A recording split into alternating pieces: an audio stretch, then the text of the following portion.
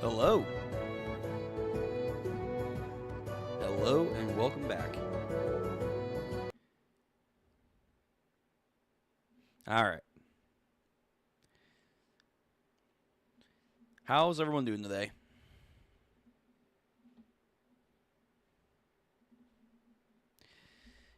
If you saw earlier, we were live with JoJo's. It was a good time. Had a lot of fun interactions. And we will be back to that next week. But we are now live with One Piece WA. It has been over a year since we did a live reaction with One Piece. I guess a couple things to kind of reminisce on before we get into the current chapter of the day. So, obviously, last where we left off on the reactions, we were deep into Egghead. And then, unfortunately, again, such is life, I could not keep up with the reactions. Again, I've already gone over this in the first JoJo stream. If you want to go see that, it's on the channel. I go over a couple stuff, but essentially, life had to take a priority, and then streaming was on the back pedal, so I could not do One Piece live reactions, but I was on discussions for all of Egghead Island in Cole's reaction stream, so you can go check those out. I don't know if all of them are still up on Twitch, but on King of Lightning streams, I was there as much as I was participating, so if you were interested in seeing my comments or whatever on Egghead Island, most of them are there. Overall, I would say Egghead Island was good. I had some issues here and there, but overall, I thought it was great. And, when we found out that the next arc would be Elbaf, fantastic news. I've been one of those strong proponents that I believe Elbaf was going to happen. There were a lot of people back in the day saying, nah, Elbaf's going to get skipped. Or if it was going to get skipped, it was going to only be or it wasn't going to get skipped, it was going to be a 4 or 5 chapter arc, so not a real arc. I'm glad to say that those naysayers were wrong, very much wrong. Going into Elbaf so far has been a very interesting trip. Some things I expected, a lot of things I didn't expect. Some things are a added surprise, and I'm loving it. Some things I am kind of like, okay. It's interesting, but not as what I kind of wanted going to Elbaf. But right now, Elbaf is shaping up to be a insane arc with a lot of twists and turns, a lot of lore yet to come. I've been seeing on the timeline that some individuals are saying that this current arc has been boring, or there's a lack of interest in doing this arc. I've been trying to find pinpoint reasons to this. From what I've been seeing online about people that kind of been touched off with Elbaf, I think it comes down to a couple of things. Mainly one, Luffy, Zoro, and Sanji haven't had fights yet. Like, hardcore, in-your-face, high-octane action fights. And I'm not going to deny, yes, whenever those fights do happen, are they great? Oh, absolutely. They're spectacular. I totally get why people would want to see those. And the fights, if you want to call them as such, as of right now, have been alright. Nothing to write home about. It's mainly to show off the God Knights, which I want to talk about, I guess, before we get into this chapter. But I guess people do want more fan-favorite characters to start showing off some cool fights, so that will get a lot of people into discussion, which I think goes into number 2 on why, at least from what I'm seeing, is the current perception of, hey, why is Elbaf boring? Well, I think people right now are getting a lot of their expectations on the money, and it's been, for lack of a better way of describing it at the moment, more straightforward than a lot of other arcs. So because of that, I think there's not enough discussion online like on social media or other content creators to make theory videos on like, oh, well, what's going to happen with so and so, and if X, Y, and Z happens, what will the Straw Hats do? Or is this player coming into the scene? It's like, for the most part, a lot of those stuff that we've been seeing in the last couple arcs that pour on social media isn't really here. I'm not saying it's not here, but it's not as in the forefront with a lot of discussion for this arc. And I think that has upset the natural order of discussion and interest for One Piece when it comes to social media and online presence. I think then that goes into number 3, which then is some individuals are saying this is a very, very slow arc. I am on the proponent, no, it's not a slow arc. I actually think it's a fast arc. Not like it's blazing through like we're skipping a lot of content, like kind of like at the end with Whole Cake Island, where it was very clear, like we're going, we're trying to get this done. Even a little bit at the end of Wano Country, which again, that was kind of needed because we were in that for 4+ years. But I think we are, again, a lot more straight and narrow, or as a lot of other people have denoted to, I think this is more old-fashioned centric arc, which means there's not a lot of these, twists and turns, all these, like, prolonged questions we have in the arc so far. I mean, there are questions for sure that we still need to be answered, but there's not so many and so many needed questions that are just in our face. Again, that's stirring the conversation week to week, or in this case now, month to month, which that is also another reason you can argue why it feels to some people slow and boring, because of just how go everything is.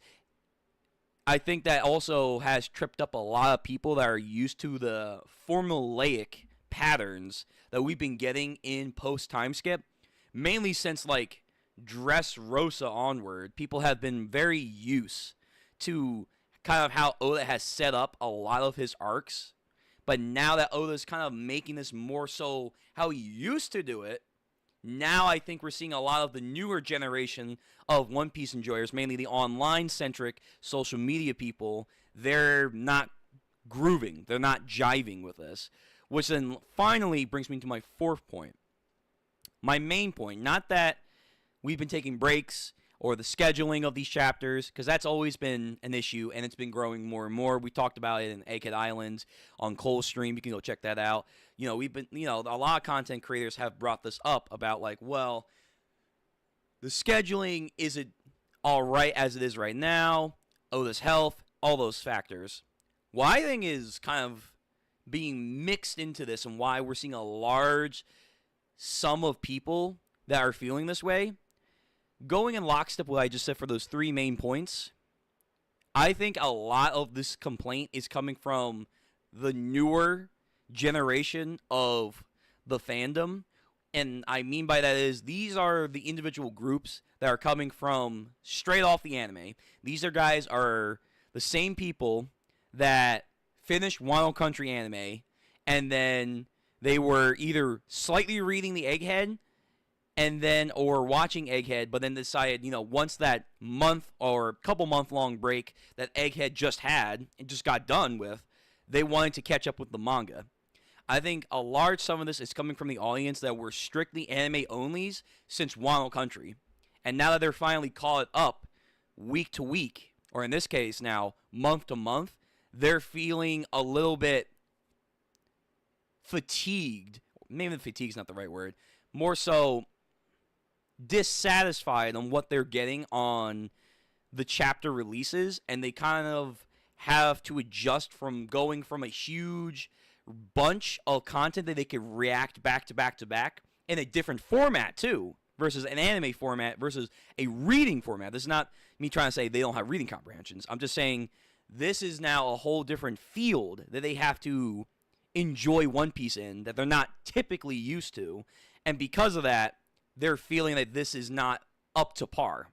That's where I think all this is stemming from, mixed with those other 3 ones. I think it's a lot of the younger, more, hey, I watched One Piece, and then I watched Wild Country.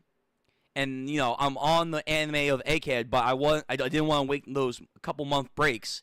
I wanted to get through. Now I'm caught up. And now I'm like, this is not exciting anymore. That's where I think it's coming from. Because in Elbaf, if Egghead wasn't slow or boring, which I know some people are saying it wasn't, I remember some discussions that people in the beginning did have, but that's neither here and there. What does Elbaf have? Well, Elbaf, just like Egghead, has a lot of lore. A lot of lore. We have the mural. We're getting stuff about Nika. A lot of, who Nika was. We have now definitively proving that Nika and Joy Boy are 2 different beings from 2 different time periods. We're getting God Knight lore, which, again, I want to talk about the God Knights before we get in this chapter. We have, pre-Void Century lore. We're getting, maybe, depending on Loki's fruit, we're going to find out how fruits, how Blackbeard's been stealing them, are able to, stay in a general location, and people can, keep that and pass that on. That's a huge deal. We're getting Shanks lore, and by proxy, Shamrock stuff. This is big. This is huge stuff. We have, finally, after I think it was 14 years, we finally revealed who was the person on Gabon, or not Gabon, but Crocus's cover story, and it was Gabon. That's a huge deal. We finally found out it is Gold Roger's left-hand man, Gabon. That's a big deal. Those things alone are exciting. And then there's more nuanced stuff that people I know like. I know people really like a lot of the Robin-centric stuff.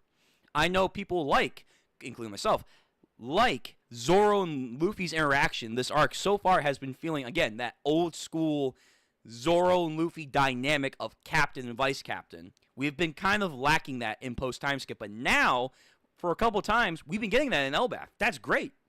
Those moments and more have been really exciting. So I don't see why anyone would say there's nothing really fueling discussion. I think, again, it comes back to what I set up earlier with the 4 main problems, or the supposed 4 main problems that people online are kind of pointing towards on why they are claiming Elbaf is boring. I don't think so. I don't think it's boring. I think there are some stuff to talk about that's maybe different than previous arcs he's done, Oda. But I think so far it's good. I think it's really good. I don't know.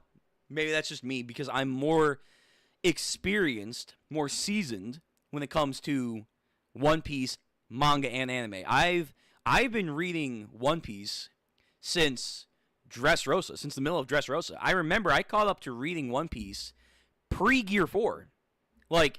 2 chapters before Gear 4 came out. That's when I finally caught up. So, I remember people discussing chapter days back during Punk Hazard. I remember catching up and watching people's videos on reviews of Fishman Island. Yeah. I mean, I've been in this for a long while. I've seen a lot of content creators come and go, start up and build up. And I've, read a lot of Oda's works for a very long time. So there are things that I'm more accustomed towards than I feel like the last kind of major push of fan gathering around One Piece. I'm not saying we're not going to get a lot of fans in the future. The live actions bring a lot of people. The Wit Studio adaptation will bring in more One Piece fans, for sure. But I think it was really COVID that really brought a lot of people in to hey, let's grind and catch up to One Piece. Then Wild Country, then the live action, and, now people are gathered more so than ever before in the One Piece fandom. And a lot of it is a lot of fresh people, a lot of fresh meat. And they're not typically used to how Oda does this on a slow basis. That's where I think all this stems from. But okay, before we get into it, I just want to talk about the God Knights, because I think from last chapter is definitely a talking point. So, the last couple of chapters, we've been getting a lot of slight interesting stuff with the God Knight. Number one, I just want to say they have been handling business. I am very shocked that Oda so far has been having these guys handle just so effortlessly, even with the other Straw Hats. Because typically, I would think by now, he would have Robin, Nami, Chopper, whoever, like, not defeat them, but, like, show that they could do something. Even though these guys, on paper, should be menacing. Especially Gunko. Gunko has been showing work that Gunko is by far and away what the translation that Shamrock was stating, that she is someone to be feared. That to me has been proven so far. And the other two God Knights, though we're still trying to speculate where they may lie, I will say they've been putting in work too. Especially Killingram, the Kieran dude, his Devil Fruit power is disgustingly broken. It is insanely broken. And it's a mythical zone.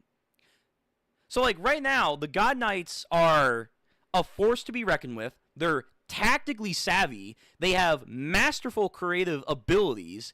And they're getting the job done. So my expectation for the God Knights as threats is at an all-time high. Like, I have so far no complaints. The things that I'm curious about are, A, what's going on with their lore. Their lore seems to be a little bit jumbled. Everyone wants to know what's going on with the Saint titles. Is Gunko from the lower world? Is she like Loki? Was she recruited? If she was, how did that happen? They have immortality. We didn't think anyone outside the Gorosei and Emu has that. Nope, apparently they have it. And from potential wording of stuff, you can imply then that they've had immortality since God Valley, even. Like, Garling has immortality, but now we know Garling is old. So do they just have immortality and not de-aging? Why? What's going on with that? And then number two, obviously last chapter, which is a perfect setup for what we're about to get into, Robin and Gabon are about to step up and handle, or quote handle. So here's my thing. I have been saying for the longest time, even though the God Knights are impressive, or were going to be impressive before they actually popped off, I said to people on two fronts. A, if Robin does not handle business, I do not want to hear people say, well, obviously, because people have this conception, not just with Robin, but a lot of the lower tier Straw Hats, that apparently, yeah, they get stronger each arc. Whether it's through a clear, definitive power-up, but nonetheless, they get stronger. A lot of people are on this assumption, that the lower-end Straw Hats are, like, an insane crew. Like, yes, they are, at this point, a Yonko crew. They are a Yonko crew. But the lower-end Straw Hats are not them. They are not them yet. Until Oda says otherwise, they are not them. So when she doesn't pull off anything impressive, I don't want to hear people complain and bitch that, like, oh, but Robin has a 901 billion berry. It's like, yeah, but guys, we know the context of that berry. It's not specifically for her fighting power. It is who she's connected to. The government's like, oh shit, he's getting close to becoming, Pirate King, Luffy, that is. He has resources, mainly Robin. Hey, put a huge bounty on her head. So I don't want to hear if she doesn't succeed, because we've been seeing this last chapter. Jinbei, a lot of people put stock on Jinbei. He could not get the job done, even with backup. A lot of people put stock on Nami. She did not get the job done. A lot of people for this arc are putting stock on Usopp. I don't know when Usopp's going to shine, but it wasn't then. It wasn't then. So, for me, this is what should be in expectation for the Straw Hats. So I'm not necessarily upset. I think this is where it should happen, especially anything involving Gunko. If Gunko is good as Loki, as was made out to be. Oh, hey, what's up, monkey? How you doing, man? How you doing, son? If she is as good as she claims to be as Loki, and Loki is as good as he claims to be, then yeah, it makes sense that they, on the lower end Straw Hats, are not on this pedigree yet. But then number 2, this is important. This is for the opposite side of the aisle. I've also said, for God Knight supporters, I have a very hard time believing that the world government has, let's just say 10, because in the God Valley flashback, you can count like 10 shadows. They've had 10 immortal people with vast and skillful abilities. Also, maybe some of them have also the teleportation ability. So they have that. They have insane devil fruits, maybe hockey, immortality, and they all are equally somewhat, let's just say, admiral level candidates, or they are admiral level fighters. They have 10 of those people, and not a single time until recent events have they moved. You know, I know a lot of people want to give Oda that credit, but it's like, wait a minute. When you really think about it, if they have this fighting force that can go, because that was a huge thing in Egghead Island that I remember debating people. Well, the Gorosei and the God Knights, they only protect celestial dragons. They don't move ever to go to the lower realm. Wrong. Wrong. You're wrong. We have now seen for the last 2 arcs now, that is wrong. They can be mobilized. They have been mobilized, apparently, in the past. They are known. They are known to people. Marines and people like Brooke know about these guys. So that means they have moved. But, again, if they are all equally strong, one, and if they are all around in admiral strength, because that's where I kind of perceive Gunko, of all people, you're telling me 10 admiral people that can teleport, that are immortal, that have unique devil fruit abilities, you know, all this stuff. How has the world government not conquered the world yet? So either A, O's going to have to make up a huge story reason why they cannot move, and it better not be because God Knights, Celestial Dread. No. I don't buy that. Or B, which is what we're going to get into this chapter, maybe not all the God Knights are impressive. They may not all be Gunko level. They may not all be like Shamrock. They may not all be admirals. Like, I think it's okay if all the God Knights are not all equal to each other. Like, Shamrock is obviously the head. Next in line, Gunko. And then from Gunko to the next person, there's a significant gap. There is a significant gap in her fighting power versus the next person. I'm okay with that. Like, that next person, maybe they're as strong as the First Division commander. And then from that person on, it goes, someone as strong as the Second Division commander. Someone's as strong as the Third Division commander after them. And so on and so forth. So, with Summers and Killingham, though they are impressive, if Robin does somehow pop off, it's not, oh, Robin is just that strong. No. That's not the right context I think people need to think about. It is probably more or less, not every God Knight is as good as an Admiral. Even with immortality, even with teleportation, even with a pretty crazy devil fruit. They may not just be that. Some of them might be fodder. Some of them might be, like, actual, like, Toby Ropo. Like, Page 1 could fight some of these guys. He may lose because they're immortal, but he can fight them. That just might be it. I don't want people to be shocked. So those are my 2 major things going into this chapter. Either Robin doesn't succeed, because if they are all equally strong as each other, then that's just where it should be for her and the other Straw Hats, because they haven't shown anything to elevate themselves to an insane degree like that. No, nothing even close.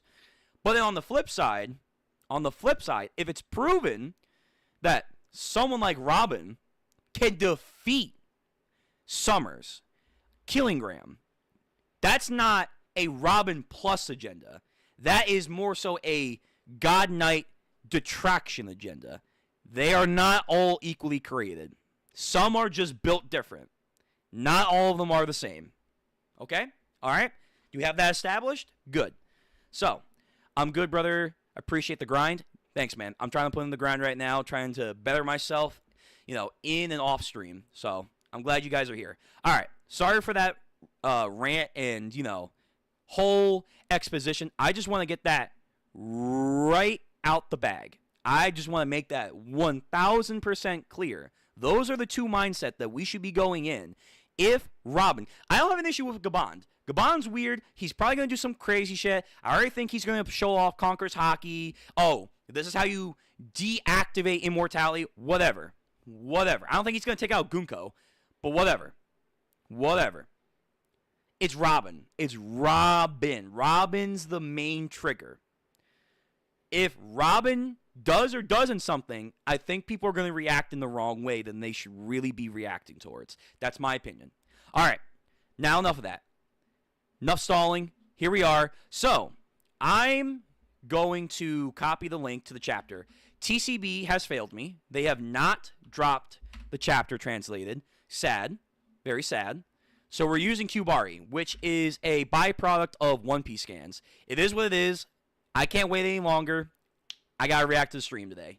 So, we're going off of Qbari, which is using One Piece scans. The link is in the description, but it's also in chat. Have at it. Read along with me now or later if you're a VOD watcher. Hello. If you are here or later, please do me a big favor. If you haven't already, like the video. Hit the bell notification so that when we do go live, you are notified. Comment below, because commenting is important, but most importantly, subscribe to the channel. It really does help me. All right, now, here we go. Chapter 1148, Rona. So, cover story, Yamato, Ulti, and page 1. Leaving the area that Raizo controls with Tama. So, Ulti and page 1 are converted to the side of Yamato. Kind of in a weird way, like Izo and Kiku from Oden's flashback. The Ogre Child Yamato Golden Harvest Surrogate Pilgrim Volume 33. On the way to Hakumai to deliver to Kawamatsu the hat entrusted to me by Otama. Interesting. So, these two are coming with Yamato. Now, for this cover story, I am under the prevailing opinion that this ultimately should just be, hey, Yamato has an excuse now to leave. They have page 1 and Ulti. Alright, cool. And the other guys, they're going to get stronger. Yamato does not have a reason after this journey to stay here anymore. She can go. That's the idea. We will see where this leads to.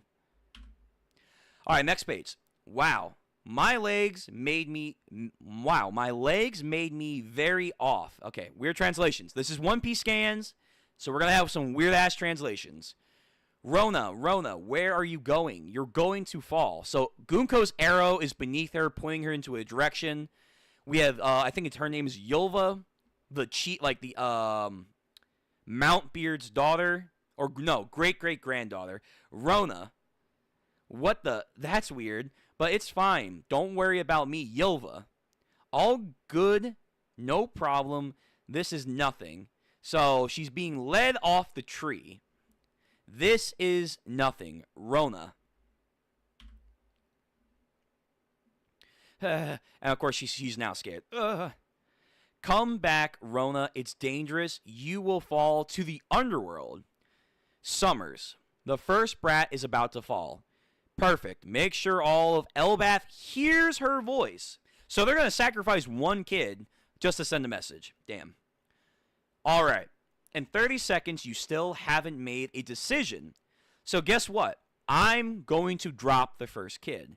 Ja Rule of the Bearded Mountain order the teachers to set the fire to the school and library. So yeah, that's right. They want to burn down the library.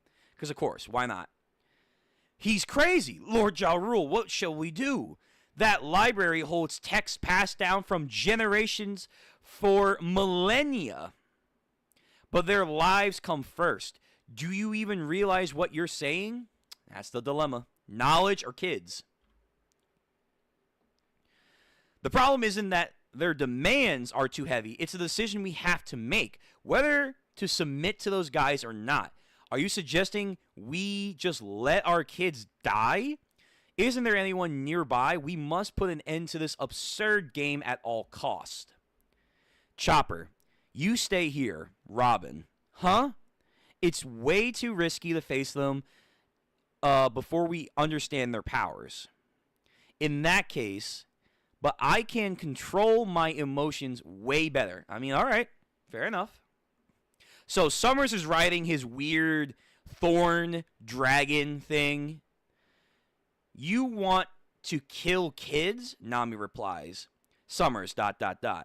You really are insane. Even the world's worst criminals don't take children as hostages. I mean, kind of. Yeah. Well, cut the sob story. It won't affect me. You bastard. And then, of course, we have, oh my god, what's her name? Not Gerd. Oh my god. Gabon's wife. Oh, Ripley. There we go. Frankie. I'll join in too. Frankie, of course. Don't do what you need to be done. Let's go together. Let's split into two groups. One will fight the monsters, and the others will save the kids. Is that understood? Yeah. To arms. So we got a bunch of giants moving out. Let's quickly head to the a brutal route number 8. Bring the ships forward. Heading to Route 8. Also, when you burn the school library, so we kind of get like an overview shot of the main fighting area where we have the Stein Castle where Ja Rule is, a lot of the gargantuan creatures and stuff. Yeah. Where the pirate ship got destroyed, all that. Okay, very nice. Remember, no book should be taken out. Simple, because what we want to destroy is your culture. We want to destroy your history. He said, prepare to be ingrained into the world government by any means necessary. Cover story ending with Blackbeard, maybe? I don't know. That would be interesting, but I doubt that. But maybe. I think it's just going to end with Yamato leaving. But yeah, he does not want to fuck up like the Marines did at O'Hara. All the books are going to be gone. Alright. Saint Fleur. Crosperda. Crosperda is a flower that symbolizes unity. Of course. So, Robin does her thing. A giant arm that slaps him. I don't know if that has Fishman karate into it, but we should be seeing more of that. Summers takes the hit. But again, he should be immortal, so he should heal back from this. But I am surprised, no hockey, but then again, is inconsistent with observation, so never mind. Robin, are you okay? Be careful, we don't know much about their abilities yet, Jinbei says to her. Yes, I know. And then Chopper looking on. Chopper, you are a fucking punk. Sontora's Manos. Oh, I recognize you now. Yeah, you're Nico, Rob, and then Clutch. So he got the spandom treatment. He just got clutched. Okay. All right. Wow. Well done, Robin. But it ain't that simple. Wow, you actually broke him. These guys are immortal. We can't beat them. Yeah, exactly. Oh my god. He's like cracking his spine. Yeah. Not bad at all. You can hear me, can't you, Elbaf?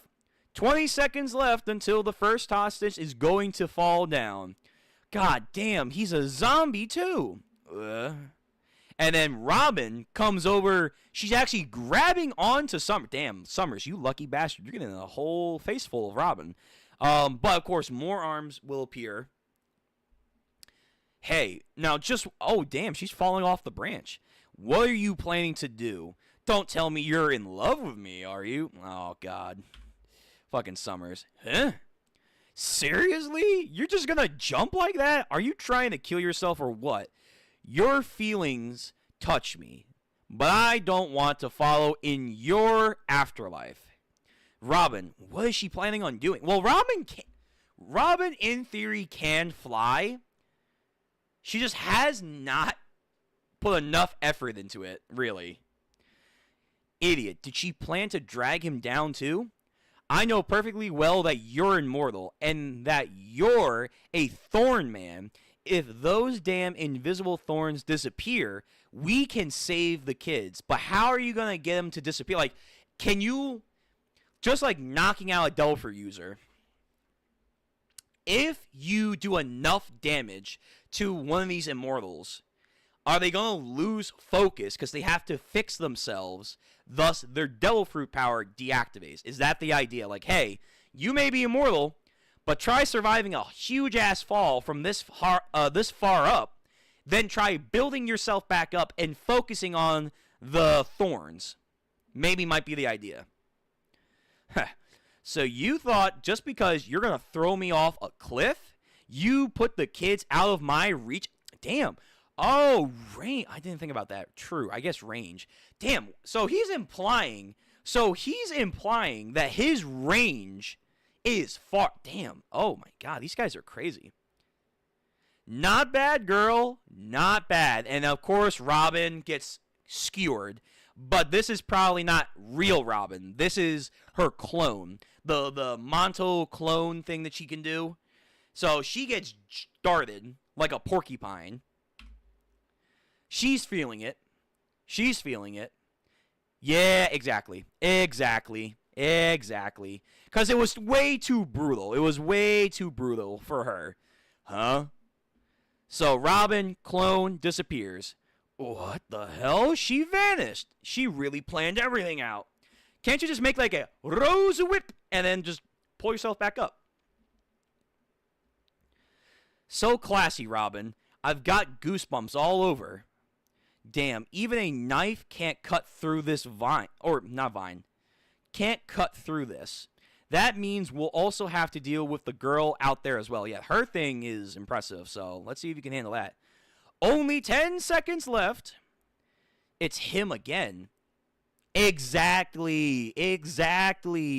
Rose whip. And then, like, just wrap it around the branch. Exactly. He's just hanging. He's free hanging. Like, yeah. Nice try. Nice try, mademoiselle, but that ain't gonna work on me. I need an answer, Ja Rule. Gunko, make them hear the girl's voice. Say something, huh? Master Ja Rule, Runna. I love the school, and I have lots of friends. Run, Runna, that's my daughter. No. And I love that library, too. We'll get you out of this. I mean, you guys are like far ass away. I don't know if you can make it in time. Because of the books teach us so much about the world, my teachers taught me that we shouldn't bother people. That's such a Japanese thing. And that we shouldn't do things they don't like. So if the school and library were to be destroyed so I could survive, I think that would surely bother everyone. Aw. And of course the teachers are like, no. And that's why it's more better if I just fall. Master Ja Rule, please do not worry about me. I wonder if Sanji might come up and like catch her. Because Oda doesn't have it in him to have a little child jump and commit suicide. No offense. You see, I have always been lucky. It's just going to be okay. Sanbyo Gekai, Nichio Gekai, Ichio Gekai. It's like, counting down. 3, 2, 1. Fucking Summers. He's like, yeah, peace. This kid's gonna die. Woohoo! And of course, the Giants all are bawling. Anji, please set fire to the school. Ja Rule-sama. Please, you must burn down the library. Yo, where the hell is this owl? I forgot about this owl. The Owl of Gahul. He's just fucking chilling. Just like, whether I live or die, I remain in this library. Bro, really? Really? You ain't gonna do shit? Ow. Wang Shitong. This motherfucker, Wang Shitong, won't do any, like, cool shit? Man. God, I was so happy for a giant-ass owl. Angie upset. Saul is crying. I understand. Robin cries, because that's, of course, her library in a roundabout way, too. Yeah. Man, you look ridiculous, Nico Robin. Stop it. Get out of here. Robin, please, do something. So Summers caught her in a thorn, and then he's got like his thorn sword bat thing. I don't know what's going on with his weapon. It's so weird. And then something's happening. I think someone's running across the branch. Oh, shit. Hey, yeah. So someone just cut Summers' hand. What? My arm. My arm.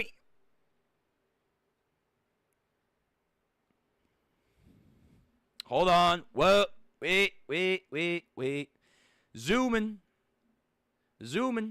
Hang on. I guess not. Hold on. Hold on. I want to show you guys. Hold on. Technical difficulties. Wait a minute. Whoa. What do you mean, good sir? Whoa. Hang on. What the fuck are you saying, good sir? Good sir.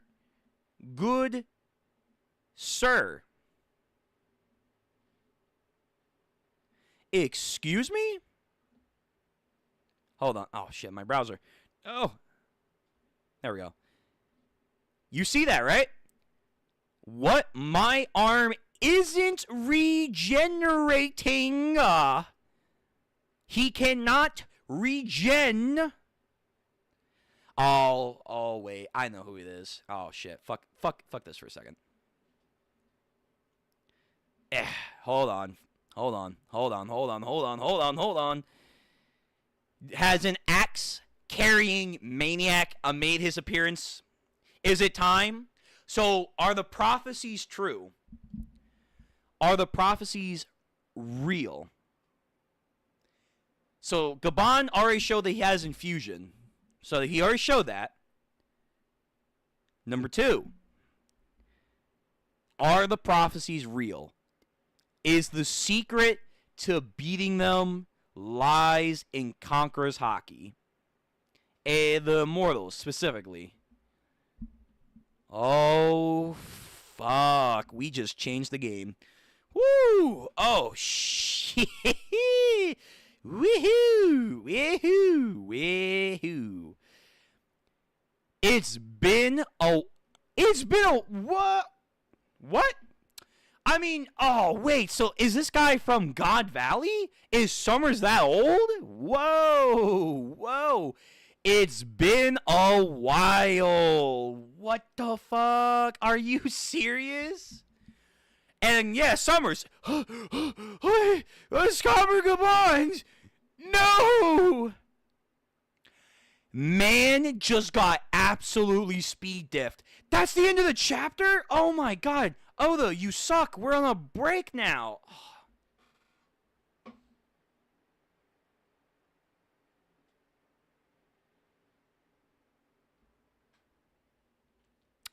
Are you serious? That's how we're going to end this before a break? Of course, Oda. Oh my. Fucking.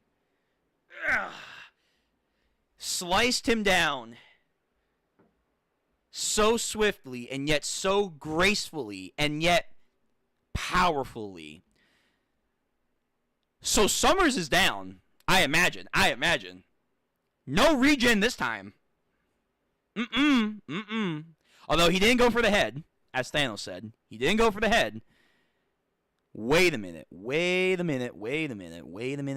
So, first of all, is his thorn thing black? Was he using hockey? I guess so. Secondly, is his axe black? I think he's also using armament hockey on that. But, most importantly, there is a spark on Summers and around him as... Yeah, there's actually... Wait a minute. There's like a weird... it's hockey. I know it's hockey, but there's a spark that's wrapping kind of around him. And, of course, there's sparks around Gabon. So the secret to all this immortality bullshittery is Conqueror's hockey.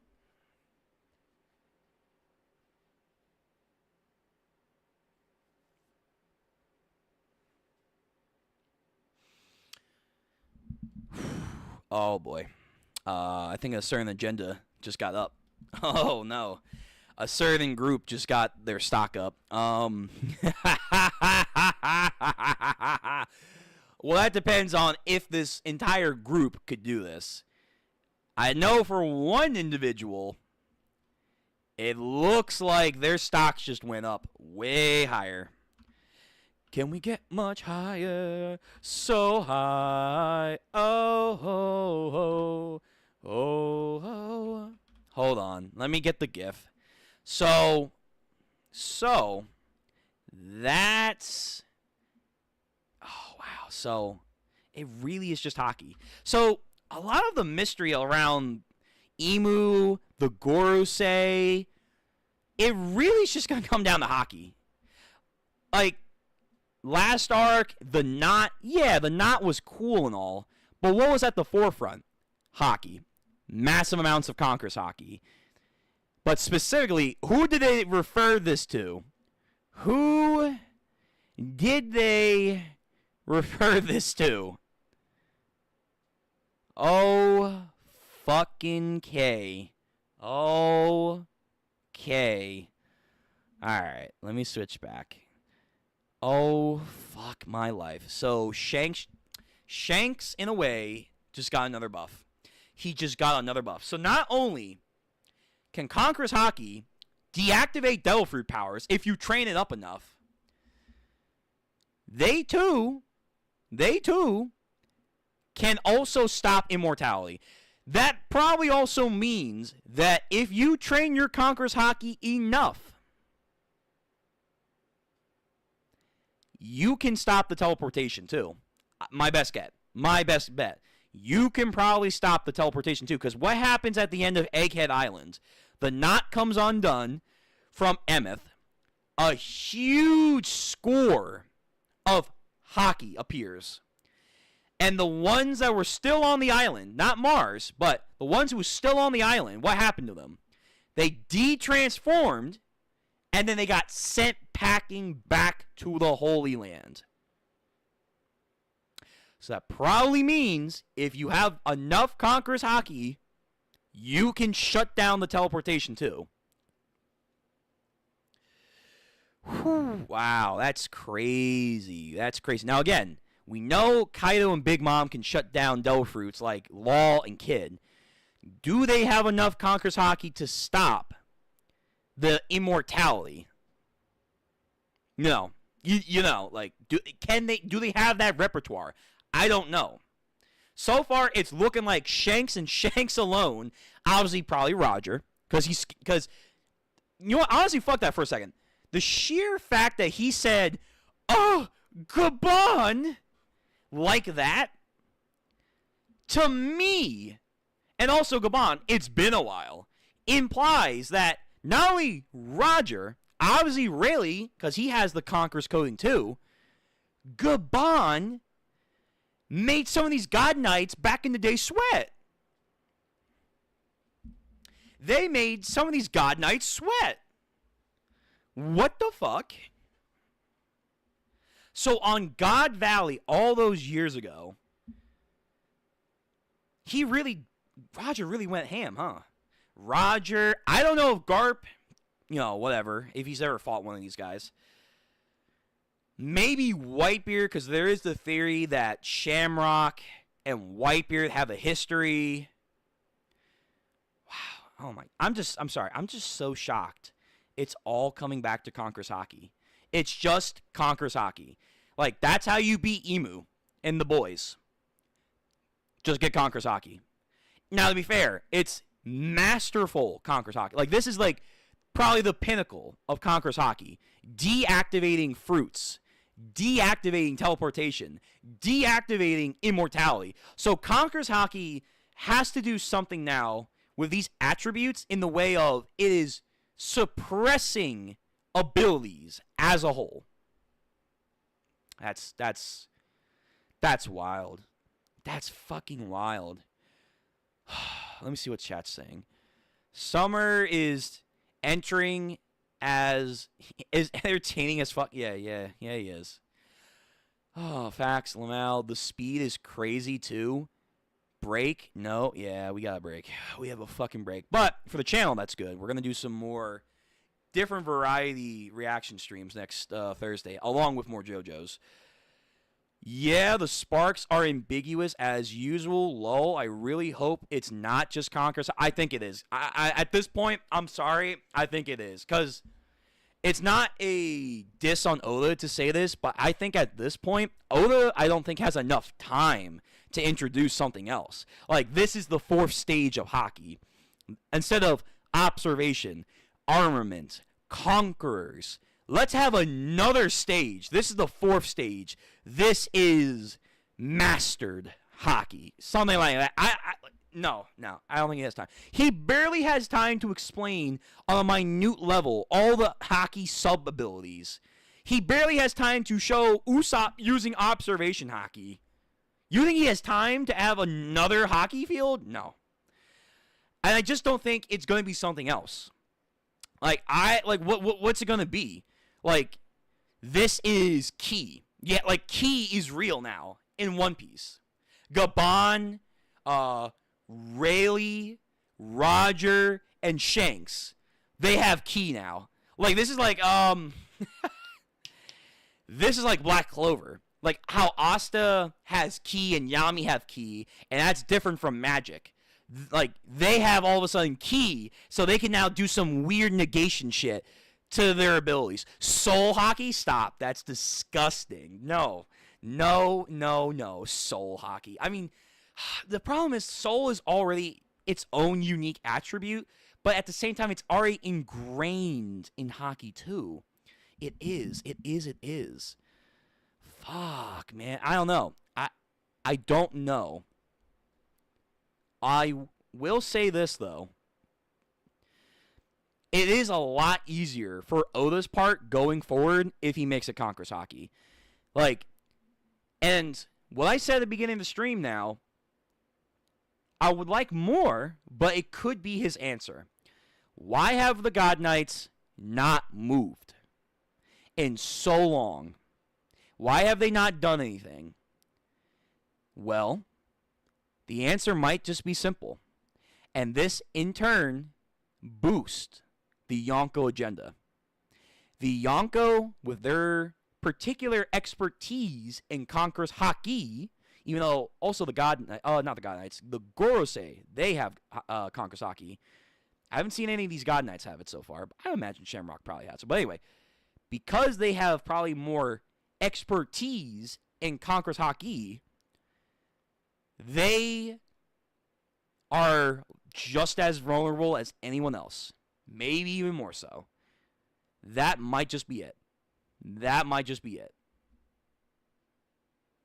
I don't think it's the best reason, but if Oda had to give a reason why they weren't moving, and it's related to Conqueror's Hockey, it can just be the Yonko just have way too much mastery of Conqueror's Hockey, and they can just negate a lot of the Emu shit. That's it. That might just be it. I know people want more. They want more creative. But for Oda's sake and what we still have left to do, we still have more God Knights. We still got the Gorosei, Garling. We got Emu themselves. Like, I mean, shit, do we have to make another new thing? I don't know. And then what's the criteria on getting that new thing?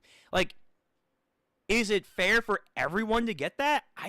You could say so, but I don't know. I think you then have an issue now where it's like, why are they a threat then too? It's, I don't know. This is going to get complicated. I'm going to see it online. I know I am. I know people are going to have issues if it is just Conquer Saki. I just think it's so much easier for Oda as a writing implement to do. And then when the anime gets here, they're going to pop off. They're going to make it look anime. They're going to make it look spectacular. They're going to add more pizzazz to it.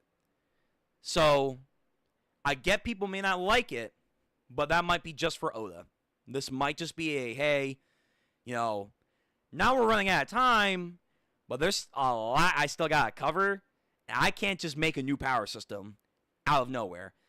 I'm just going to add to the already bloated, but at the same time, not properly explained power system of Haki.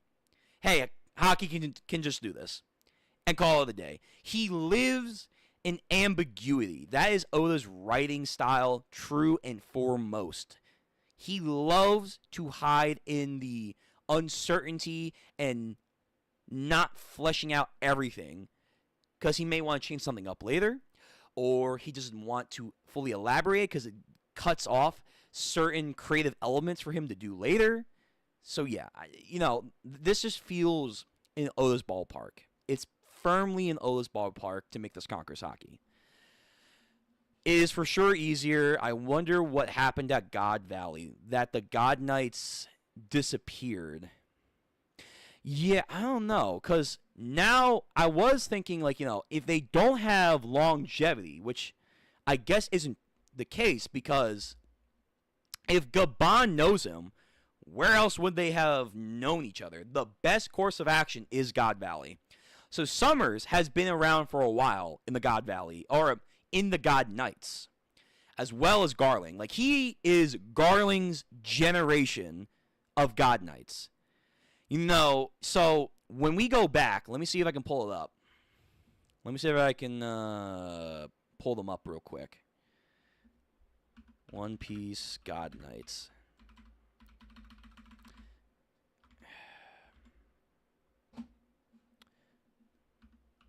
There is a panel during the Kuma flashback. We get a couple of them.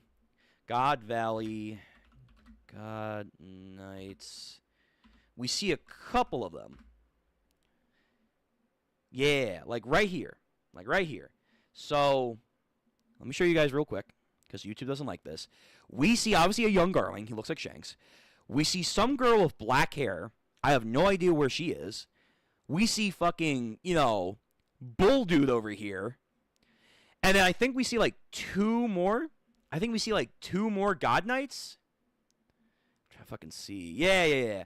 The Mamere family. Hold on, let me get a better fucking image. Oh my god.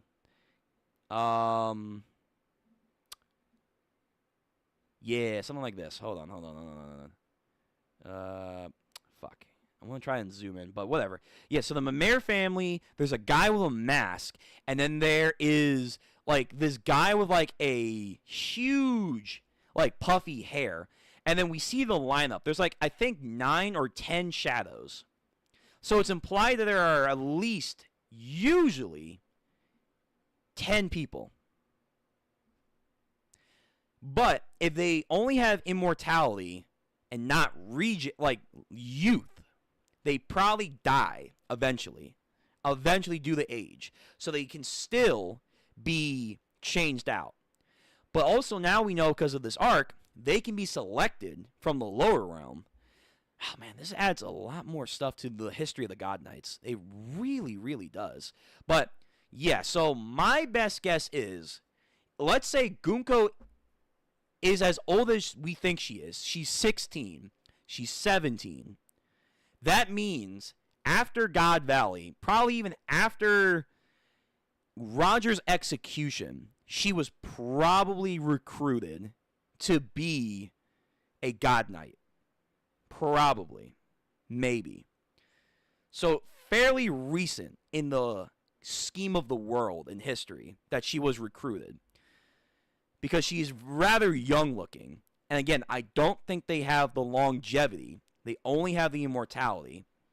So why would she get recruited then outside of being powerful? Well, maybe it's because God Valley, Roger, Rox, maybe Garp, I don't know, they took out some God Knights. They actually took out some God Knights, and that's why we literally see the fear. We see the fucking fear in Summers. Robin, I mean, like, him and Quillong were like, or Killingham were like, we shouldn't really fight the Straw Hats. But here, like, he's like, Scopper, please, no! It's like, bro, he just saw a ghost. He actually saw a demon. Like, yeah, nah. He saw some shit. How and where? The best course of action is God Valley. So that means Roger, too, has the ability to take them out. Obviously, Scopper has it. Good chance Rayleigh has it, which makes sense because we did see some shit against Blackbeard. Therefore, Roger has it. So Roger stocks also go up. Whitebeard, maybe. Rox, probably too. So, again, maybe the answer is Conqueror's Hockey. And because of that, that's why the God Knights cannot be mobilized as often as I would think they would. I mean, I still think even though they can be injured, they are still a fighting force that they should be utilized. But maybe it's because of their fear that they know the Yonko can hurt them. They don't go in unless it's a surefire thing. Like, unless they know this is a place that does not have Conqueror's Hockey Masters, they will not go out on a typical mission. That was the agenda. But then maybe Garling now is kicking things up. He's now a Gorosei. He has the authority. And his son, Shamrock's in charge. The Figureland want to show themselves. They want to be on the move more often. However, Brooke and Saul know them. So again, they are on the move, but not as much as we would think. Because if they were, more shit should be done from the God Knights. But it's not. Why is that? Again, this could be because of Conqueror's Hockey and the fear of the Yonko. The Yonko might unironically have just gotten another boost. It's possible. It's totally possible. And at the bare minimum, Shanks just got another glaze. He did. It's unavoidable. You can't hide. You cannot compromise it. Shanks now might have another glaze. If it's Conqueror's Hockey, I wonder how the Revolutionary Army are going to fight them. Good question. Excellent question. I have no idea. I don't know. Sabo probably will get Conqueror's Hockey. Probably.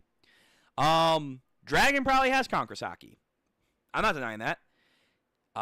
He might have the ability. I guess.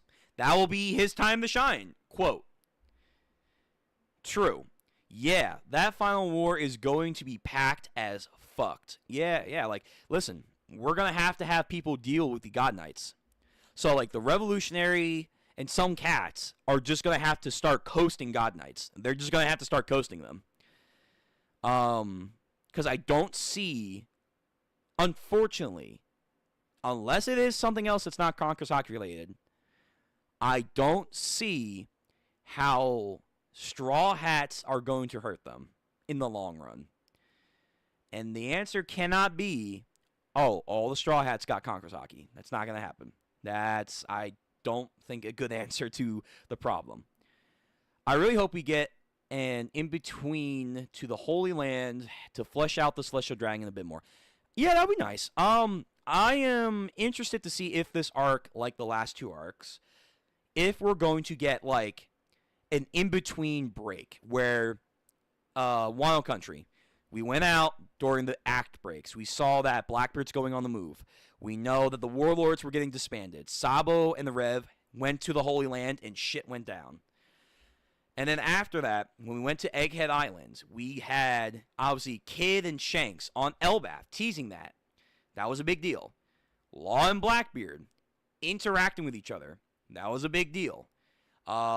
We had, Sabo and his information about the Holy Land, getting a tease of Imu and the Gorosei. That was a big deal. And then, obviously, setting up the God Knights. And then we also had Garp and Blackbeard. Or that, crew of Blackbeard. Are we going to get something like that during this arc? I would like to. I think that's a very good story element that he's been using these last couple arcs. So I hope that happens again. And if we had to choose two places I want to see, flesh out what's going on in the Holy Land, because they are obviously in focus. Buggy and his crew. Buggy and his crew needs something. They need to be moving. I don't know. Like, Buggy, he needs to be in the contentious race for the One Piece. Blackbeard's making gains. Shanks is making gains. He's on the move. He's doing something. Luffy's doing Luffy. What's Buggy doing? Obviously, the main fan theory, and I like it, it's Impel Down.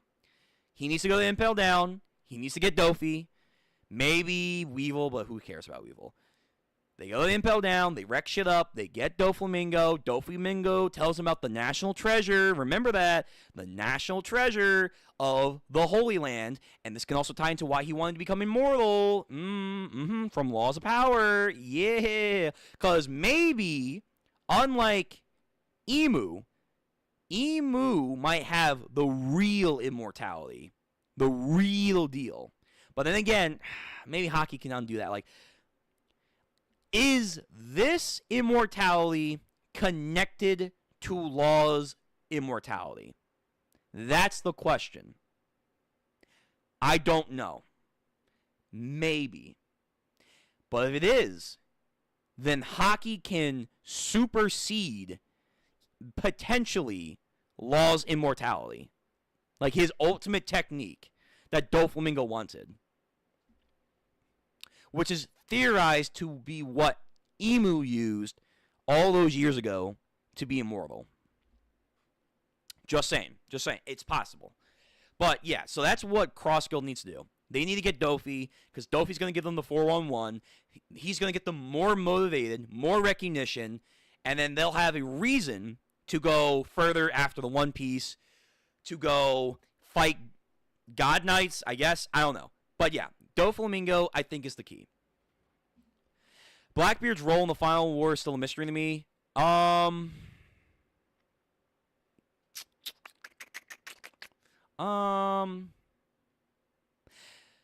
think Blackbeard's role, honestly, if I had to guess, it could simply be that he takes Emu's power. I like the idea that what the last couple of arcs have been setting up, that is Blackbeard is trying, he's weaseling his way to getting recognized as a world government affiliated nation. Why would he do that? That doesn't sound like Blackbeard. What does he have to gain by being under the world government? Well, depending on what he knows, he might know something about Emu. But how is he going to get to Emu? Well, if he's a world government affiliated nation, that might give him special permission to go up to the Holy Land. Well, he missed the Reverie. Why would they let him go up to the Holy Land, even if he was an affiliated person? Well, hey, one, to get to that affiliated status, he has now Garp Chujo. He has a pawn to play. And then number two, we've been seeing the last couple of chapters, the Celestial Dragons have a food shortage. Although with Killing Graham, I don't know why he doesn't make more food, but whatever. They have a food shortage. They are running out of food. Lafitte is somewhere nearby spying on the Rev. So, potentially, as a peace offering, maybe Blackbeard brings food. And they let him in that way. But then on top of that, do not forget, Katarina touched Saturn. She has him in her memory bank to transform into. I don't know what for, but somehow that's going to come back into play. So Blackbeard is setting up to go to the Holy Land. I think that's going to happen. And what's that going to end up with? I think him and Emu are going to have a confrontation, and I think he's going to get Emu's abilities. I think so. I think that is his role. I like the idea that Blackbeard is the final villain of the story. Mainly because if we go off the Harley text, over the 3 generations, World 1, there was a Nika that appeared. He fought a being named the Earth God and I think it was the Red Hell Serpent. Whatever those are, doesn't matter. They fought, and it appears that the Nika lost, from what is described. World 2 is most likely the Void Century, or what led up to the Void Century. That is probably Joy Boy's time, Lily, and Emu's time. I think the main villain that was this tree god and its devils that it was growing was Emu. How and what way? No idea. I just think that it was Emu. So Joy Boy fought, but as we know, because we're living in the world afterwards, he didn't win. He didn't win. And now we're in World 3. At least I perceive this to be World 3. I like the idea that every world has its own Nika so far, and then it has their own villains they have to take out. Earth God and Red Serpent of Hell from the first world. The Tree God, a.k.a. probably Emu, from World 2. And then in this world, it's Blackbeard. And it's Blackbeard. He's this times Nika. This is his villain. I like that. I like that. I think that's a very cool idea. It would make it very unique. Not like a rinse and repeat, like, oh, I gotta fight Emu because Joy Boy didn't win. Nah. Because we've set up Blackbeard way longer as a villain to get tossed aside by Emu. It doesn't feel right. Emu will get their lore explained and all that. I just think anyone who deserves to be the final villain should be Blackbeard. I believe it very strongly. I like that thought process. Me too, brother. Blackbeard all the way. Yeah, I think Blackbeard. I'm going Team Blackbeard. I think Blackbeard, because I also like the idea, and I don't want it to be thrown out. I like the idea he gets a 3rd Devil Fruit. Because I have certain issues with the Nika Fruit being too powerful. But that's okay, or it's subsidized, if Blackbeard can match. And right now, yeah, the Ami Fruit is powerful. The Quake is interesting, but I feel like Luffy can negate the Quake. His hockey game is alright, so far. So what can he bring to the table to really push Luffy? 3rd Devil Fruit. Not just a 3rd Devil Fruit, but it's Emu's fruit, because I still believe he has a fruit. I think he has a fruit that's been giving out powers. That would be good, and it's probably going to be a Zoan. So that he has a Paramecia, he has a Logia, and then on top of that, he has a Zoan. Complete the trifecta. And then on top of all that, this then gives his crew more onus. Because I've been seeing a lot of people say that vice versa, some of Blackbeard's crew members are kind of shitty. They don't feel like they could go up against Zoro. They don't feel like they could go up against Chopper or whoever. A lot of people have been feeling this. Even with their Devil Fruit powers being revealed. Except for Lafitte. Well, if Blackbeard steals Emu's ability, that's also presumably giving other people abilities. Hey, what if Jesus Burgess, with the strong fruit, has another kind of ability, and he can turn into an Oni?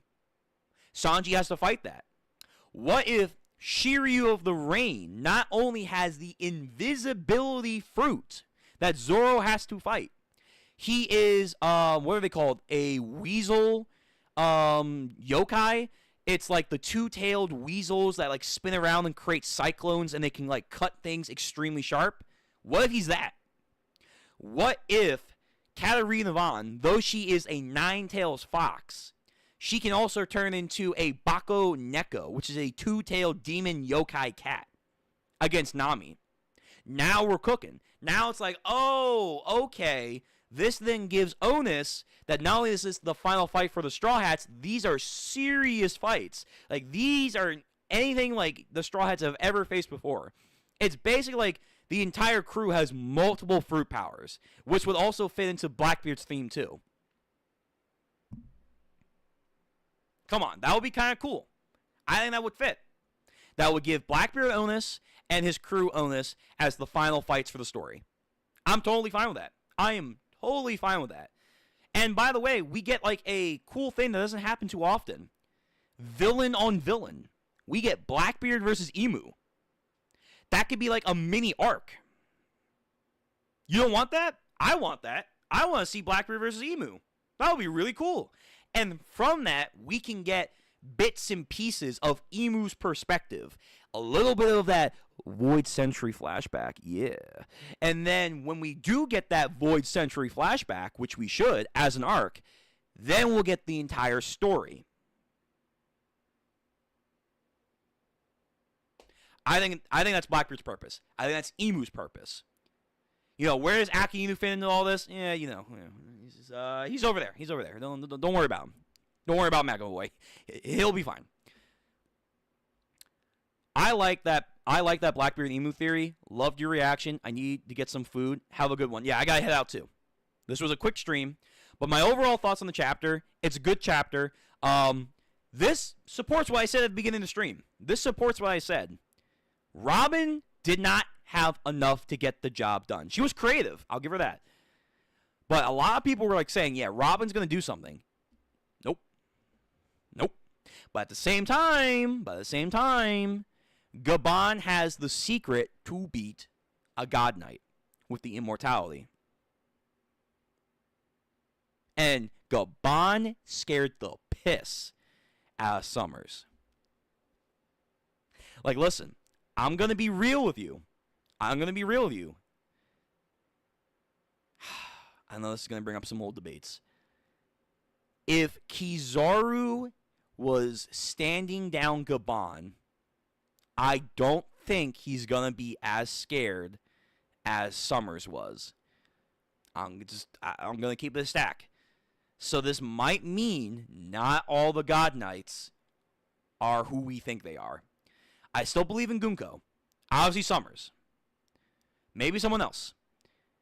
But it might look like now not every God Knight is built to be a admiral. And that's okay. That's okay.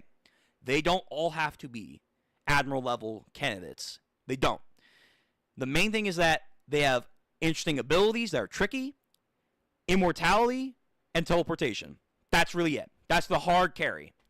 If you can get around that stuff, they're like fighting anyone else. Or like, probably at baseline, they're probably around like officer level dudes. You know, something like that. That's where I think at the bare minimum they're probably going to be. But yeah, this fits into my agenda.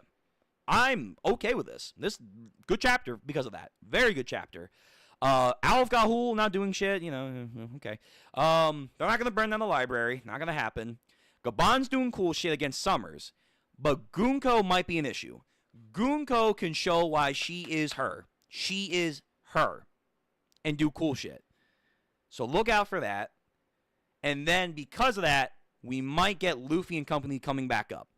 After that, I don't know what's going to happen through this arc. Because I doubt that if Luffy comes up and beats up Gunko, the arc's over. What could happen is that the theory that Shamrock comes back could still happen. These guys escape. They go back to the Holy Land. They fail. Shamrock is like, all right. I got to do it myself.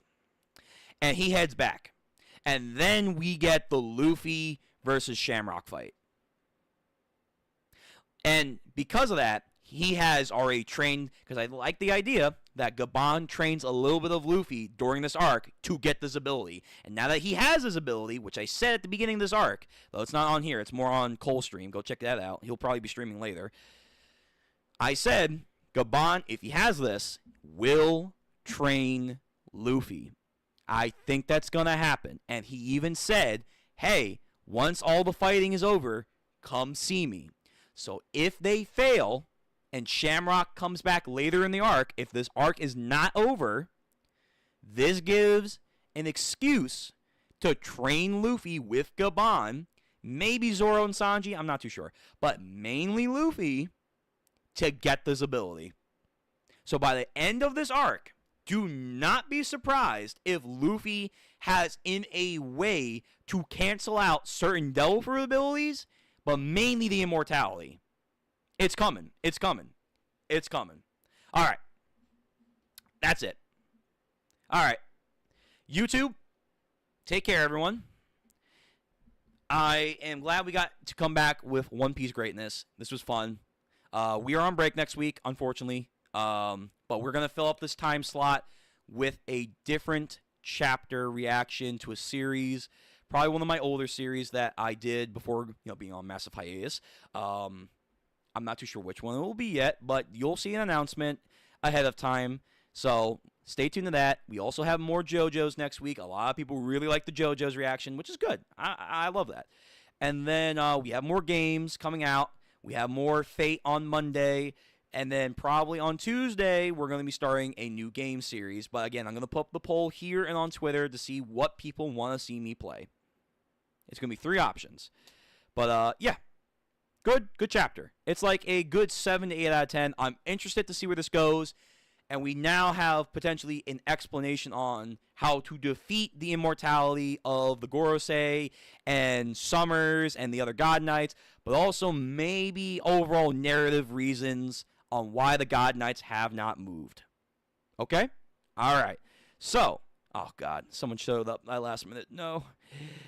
Healy D. Chopper, maybe something to do with Advanced Conquerors Hockey, like if it scares them, kind of like Boa's Fruit, where the slightest attraction, it bypasses their... Maybe. It could be that. It could be like, in a way, like Big Mom. If you are afraid of her, she takes your life force. If you're like Jinbei and stay the course, then it's, okay. It doesn't affect me. Maybe it's something like that. Maybe Shamrock is going to be different. Who knows?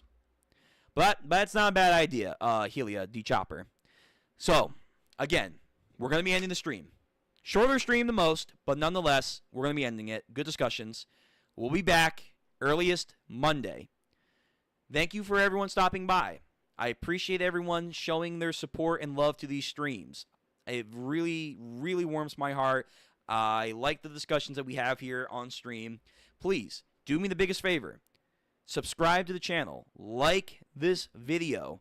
Like, comment, and hit that bell notification to know when we are coming online. We will have a schedule sooner rather than later, and it will be a lot more, formulaically organized. But until then, that bell icon's going to help you. It's going to help you with my streams. And I would love to see everyone back here again next week when we do more chapter reactions and video game content. And we have more stuff coming along in the future. So just stay tuned, okay? All right. Thank you again so very much. I hope everyone has a nice day. There will be more content creators reacting to this chapter today or tomorrow, so go check them out. They have been doing this community a great service for a very long time. So, take care, have a nice one, and I'll see you guys on the next stream. Goodbye. Goodbye.